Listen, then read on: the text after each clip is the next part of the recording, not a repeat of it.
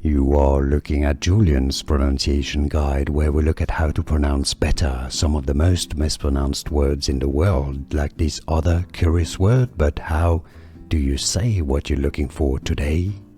Let's learn how to pronounce these name once and for all correctly. If you want to learn more confusing names, including German brand names, stay tuned. I've got many more videos.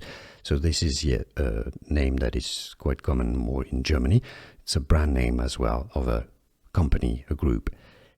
Diehl is the German pronunciation, alright? Diehl. So Diehl. Diehl is actually how the Germans say it. Diehl. Now, in English, it's simply a short E sound, alright? It's not Diehl. There's no schwa sound. It's no diphthong. Diehl, you can simply say in English from German pronunciation, Diehl. And now you know. Here are more videos on how to pronounce more confusing words and names too many mispronounced. Like this video if you found it useful. I appreciate your support. I'll see you soon and thanks for watching.